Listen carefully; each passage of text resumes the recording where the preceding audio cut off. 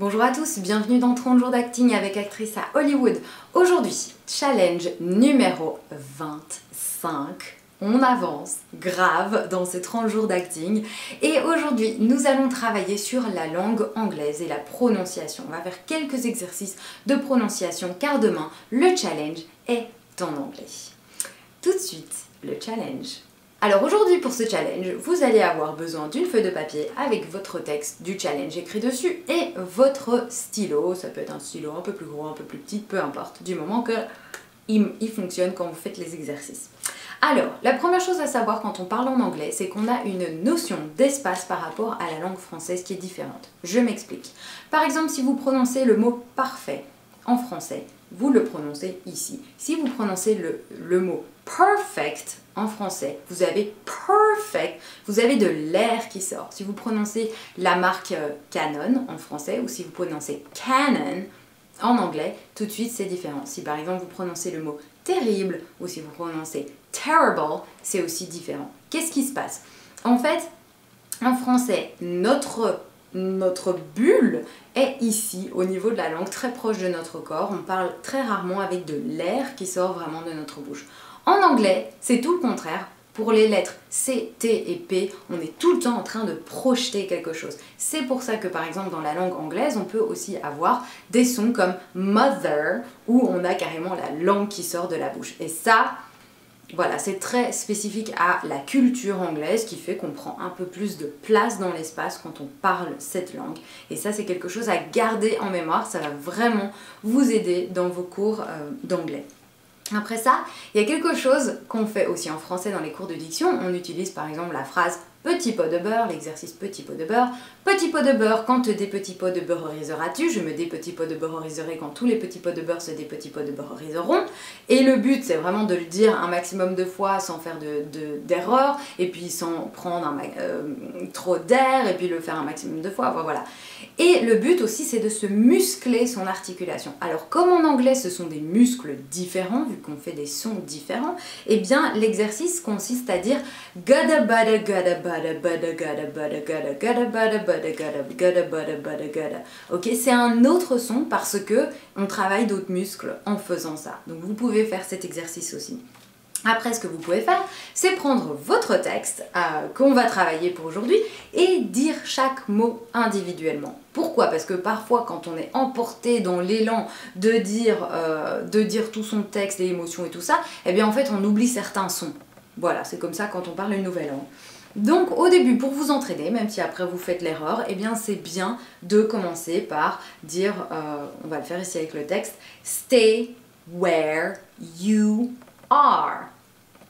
She's got you thinking this is how you're supposed to be. Well, it's not.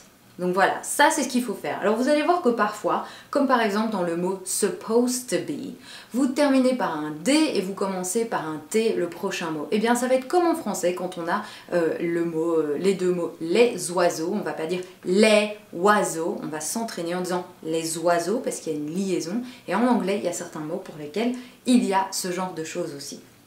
Alors c'est très intéressant de faire cet exercice. Et puis vous pouvez le faire aussi avec un stylo. Donc vous faites simplement stay where you are. She's got you thinking this is how you're supposed to be. Well, it's not.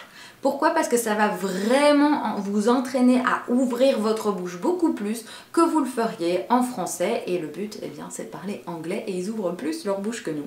Donc, voilà, c'est comme ça. Après, il faut se rendre compte qu'en anglais, il y a 3 sortes d'accents. Le premier accent est le son de chaque mot. Par exemple, si vous dites le mot brain, vous avez ain comme son. How, it's how, supposed to be, ok? Donc ça, c'est les sons à travailler. Mother, le son V, c'est un son à travailler, ok? Après, dans le mot, vous avez un accent qui n'est pas le son. Par exemple, supposed to be, on ne dit pas supposed to be or supposed be, on dit supposed to be. thinking, on dit pas thinking, on dit thinking.